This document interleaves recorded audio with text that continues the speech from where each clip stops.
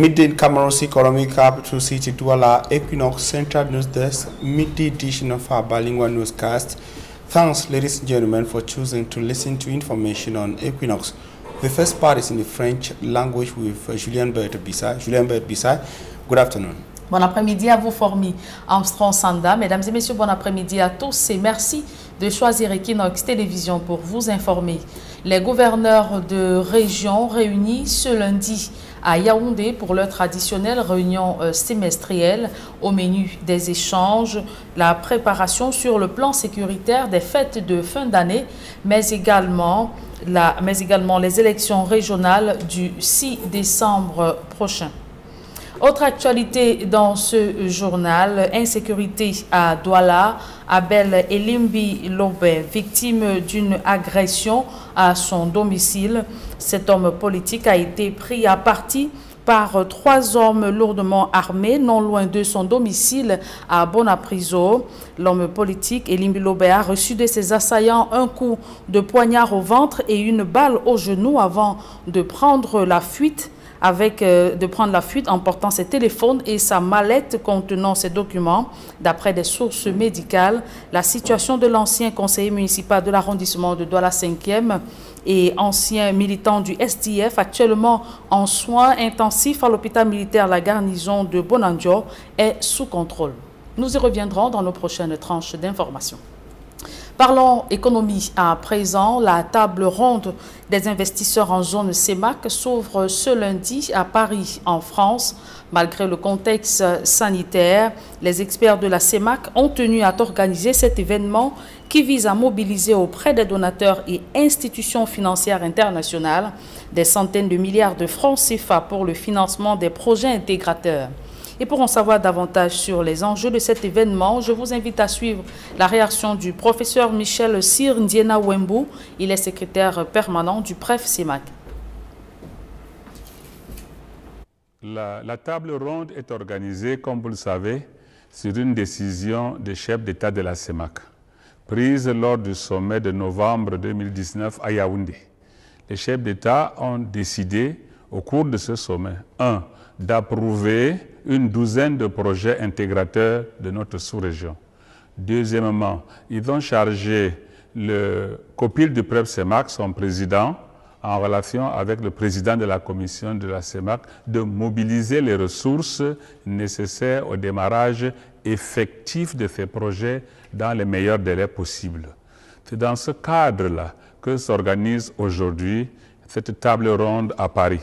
Et nous voulons saisir l'occasion pour remercier les autorités françaises pour leur décision de permettre à la CEMAC de se retrouver ici avec l'ensemble des partenaires techniques et financiers, les bailleurs et les investisseurs privés dans un contexte de Covid-19 pour organiser cette conférence, ce qui marque leur foi en l'avenir de notre sous-région. Dernière question pour ça, qu'est-ce que vous pouvez dire à l'heure qu'il est aux participants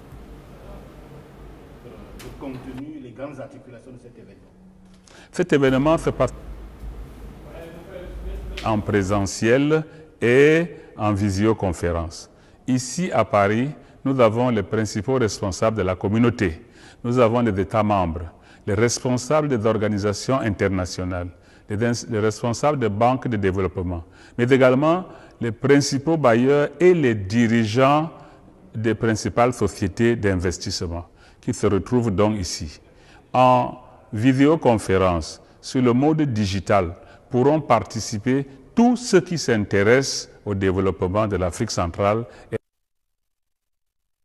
Parlons à présent de toute autre chose. Dizangay Mouanko, plongé dans l'obscurité depuis des semaines.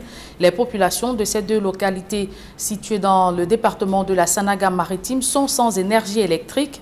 Une coupure qui complique ou qui paralyse leurs activités quotidiennes, empêchant surtout aux élèves d'étudier. On voit tout cela dans ce reportage d'Eko Kalobe et Kedjara. Alors que la saison sèche, moment par excellence des délestages, pointe doucement à l'horizon, les populations de Mouanko et d'Izangé vivent au gré des coupures de l'énergie électrique. Toutes les 2 semaines, 1 mois, on a ces problèmes. Coupure de lumière intransmissible. Vous gardez vos choses au congélateur, ça se gâte. À présent, tout le monde ici est sans lumière depuis 3 semaines. Une situation qui a des effets graves sur le fonctionnement de ces arrondissements qui, sans électricité, tournent au ralenti. Nos frères Mouanko là-bas, ils ont une morgue. Nos frères meurent là-bas. Ils sont gardés à la morgue. Ils commencent à se décomposer. Vous-même voyez dans quel état, depuis 3 semaines, sans lumière, tout est en arrêt, tout est pourri. Hein? Si vous-même vous avez les frères que vous avez mis à la mort qui se décomposent, vous pouvez être content. À la question de savoir ce qui suscite autant de coupures, un doigt accusateur est pointé sur la qualité des poteaux utilisés. Ça, je peux appeler ça la négligence. Parce que vous ne pouvez pas venir prendre des poteaux en bois, mettre dans des marécages. Sachant qu'il y a des marécages, ces poteaux ne tiennent même pas 2 mois, ils sont à terre. Dans les marécages, est-ce qu'un poteau peut rester dans le marécage? C'est pour ça qu'on demande qu'on nous mette des poteaux en béton ici, comme celui où je suis là maintenant. S'il y a des poteaux comme ça, on va vivre sans problème. Pendant ce temps, Eneo Cameroun, que nous avons contacté pendant que nous produisons ce reportage, nous parle d'un programme d'aménagement de son réseau de distribution qui est en cours sur l'étendue du territoire national. Un programme qui fait un mixage entre des poteaux électriques, métalliques et en bois. Pour le cas des arrondissements de Mouanko et de Dizangué, Eneo Cameroun leur demande de faire preuve de patience d'ici à ce que le programme arrive dans leurs arrondissements. Et la ville de Campo, coupée du reste de la région du sud, les fortes pluies qui s'abattent sur cette localité sont à l'origine du mauvais état de la route, ce qui empêche la mobilité des hommes entre Campo et les autres localités. On voit tout cela dans ce reportage de Josepha Benabena. C'est un véritable parcours du combattant pour parcourir les 40 km qui séparent le port autonome de Kribi à la ville de Campo, frontalière à la Guinée équatoriale. La question du développement local préoccupe les chefs traditionnels et les élus locaux quant à l'adoption d'une agro-industrie qui se propose de produire 180 000 tonnes d'huile de palme pour le bien-être des populations riveraines. Donc quand les populations acceptent, je ne peux pas leur dire maintenant n'acceptez pas ou bien ne faites pas ceci puisqu'ils ont déjà passé. Et cette réunion d'aujourd'hui, je l'ai sollicitée dernièrement quand on était à GDA. Cette réunion d'aujourd'hui me fait beaucoup de bien parce que je vois que les gens commencent déjà à comprendre. S'ils font comme ça 2, 3, 4, 5 fois, ils vont relever les points d'ombre et ça va avancer. Unis, nous bâtirons Campo. Et ce que nous venons de faire, c'était d'accorder toutes les voix, chanter à l'unisson. Les malentendus qu'il y avait autour de nous, entre les uns et les autres, on a étayé ces petits points et j'ose croire ce soir que tout va bien. Pendant cette concertation, bien que le projet reçoive le consentement de tous, un chef émettra toutefois quelques réserves. Lorsqu'il y aura donc des déchets toxiques, à quoi ça va nous servir? Ça va encore endommager la petite réserve de tortues marines que nous avons. Et puis mon village vit du tourisme, parce que le miroir du tourisme au village, c'est la tortue. S'il y a 10 touristes qui viennent chez moi, il y a 8 qui viennent voir la tortue dans le département de l'océan. Des réserves qui, selon le président de séance, seront prises en compte dans le cadre du suivi du cahier des charges. Vous savez, dans toute action humaine, il y a toujours des mécontents, mais nous, comme vous l'avez entendu dans la salle tout à l'heure, on parle plutôt de la majorité. Si la majorité décide que bon, ben voilà, on doit faire telle ou telle chose, même si d'ici 2 siècles, on se rend compte que peut-être cette minorité avait raison, ben, c'est la loi de la majorité, c'est la loi de la nature. Nous en tenons compte et ce n'est pas parce que nous n'avons pas été d'accord avec tous qu'on ne tient pas compte de ce qu'ils disent. Ça, nous allons en tenir compte, vous en faites pas. J'ai convoqué cette réunion pour que nous soyons tous d'accord, que nous parlons le même langage. Donc, je crois qu'à partir de là, tout s'est bien passé et vous allez voir que bientôt les choses se passeront. Et c'est surtout le suivi, le suivi sur les cahiers, les charges. Nous sommes décidés à faire en sorte que ce soit appliqué et que les populations de Campo en bénéficient. Les populations de Campo croisent désormais les doigts pour que d'ici 2 ans, date des premières productions d'huile de palme ici, ce calvaire devienne tout simplement un lointain souvenir. Comment éradiquer l'insécurité dans le transport par moto? La société civile réfléchit sur ce phénomène devenu monnaie courante dans la ville de Bertoua et autres localités de la région de l'Est Cameroun. Benjamin Issam. L'insécurité et les accidents de la circulation restent les principaux maux qui minent le secteur des transports par moto-taxi à Bertoua. Et c'est là la conséquence du manque de pièces chez les transporteurs. La plupart des taximens n'ont pas tous les papiers exigibles. Il y en a même qui travaillent pour une moto, 3 ou 4 conducteurs. Et là, ce qui a été retenu aujourd'hui, il faut qu'on puisse identifier déjà le promoteur de la moto et puis chacun des conducteurs de cette moto. La plupart des propriétaires des engins à 2 roues ne disposent même pas de permis de conduire. Tout ceci donne droit à la clandestinité et à la corruption. La société civile, à travers la centrale syndicale du secteur public, entend apporter une gouvernance nouvelle dans le secteur. Pour ce qui est de l'acquisition des pièces exigibles, il faut d'abord que les mototaximens rentrent en possession des pièces en souffrance. Ça veut dire qu'ils avaient établi un certain nombre de documents et le process n'ayant pas été achevé, ces documents sont en souffrance. Donc il est question que ces derniers puissent rentrer en possession de cela et cela va être fait à partir de deux éléments. La première phase, c'est l'identification de toutes ces personnes. La deuxième phase va consister à la sensibilisation de tout ce beau monde. Cette structuration passe par l'acquisition des pièces exigibles et notamment le permis de conduire, un précieux sésame pourtant négligé par les motocyclistes. Il était donc question pour nous de trouver des voies et moyens afin d'obtenir des sections spéciales, soit par l'appui des élites municipaux ou alors d'autres financements des élites locaux ou extérieurs, afin de permettre aux taximans de moto d'avoir le permis de conduire et rendre leur assurance de moto valable. Au sein de ce groupe de travail chargé de finaliser cette structuration, il y a des forces de maintien de l'ordre dont l'engagement à assainir le secteur est une nécessité. Les forces de maintien de l'ordre, et ils sont là pour la sécurité des personnes et des biens. Et comme nous travaillons sur une problématique de l'insécurité, d'où leur présence. Donc c'est un maillon très indispensable dans ce projet et c'est la raison pour laquelle nos activités, nous les interpellons toujours. La mutualisation des expériences permettra à coup sûr de redorer le blason d'un secteur de mototaxi à la traîne du fait de l'insécurité. Voilà qui met un terme à la première partie de ce journal. La seconde est en langue anglaise avec vous, Formi Armstrong Sanda. Good day once again. Once again, good day, Julian Bisa. Good day, ladies and gentlemen. Thanks for joining us in this second segment of information in the English language. The Cameroon Bar Council has condemned what it qualifies as the inadmissible intrusion of combat-ready police forces into the courtroom of the Bonanjo Court of First Instance in the nation's economic capital city, Yaoundé, meeting in an extraordinary session in Yaoundé, Cameroon's political capital city. The Bar Council promised legal actions against those who masterminded and perpetrated what it calls violence against lawyers. In Douala, more in the upcoming report.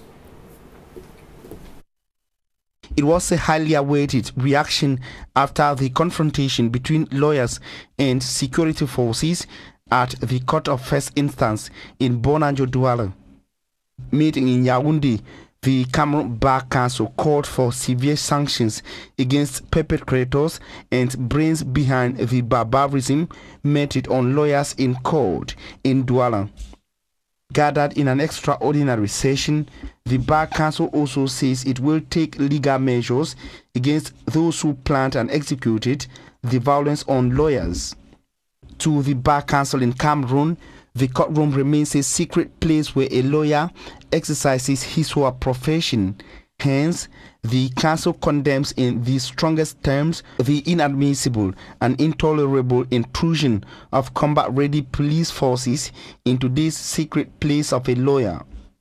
The Bar Council in Cameroon also wishes to better understand the circumstances that led to the trial of their 2 colleagues at the Bonanjo Court of First Instance.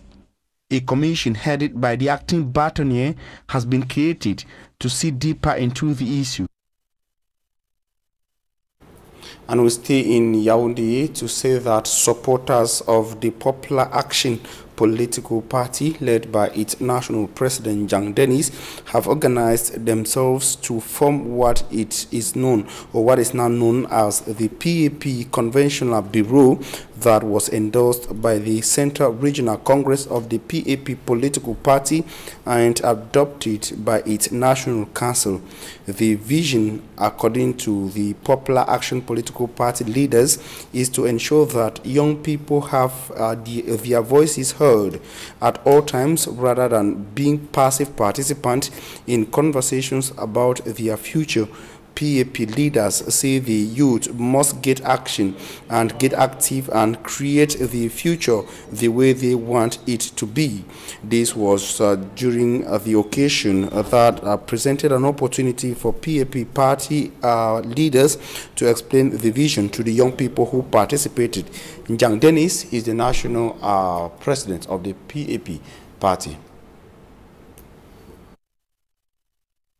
This day is a great day in our life. In the days I had to go to Bafoussam, I had to go to Douala to continue with that action. So it's a grand call for all PAP members, sympathizers all over the national territory that we have had so many invitations. They have been calling us to come, but not just coming, but we need a lot of preparation and psychological readiness.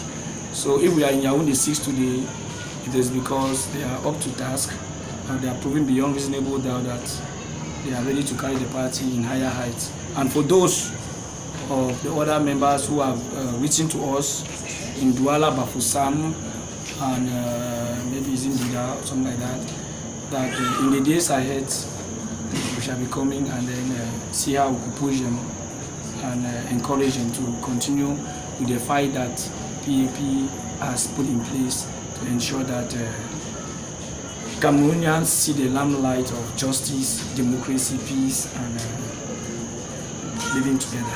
They are not novice, meaning that they know what they are out for.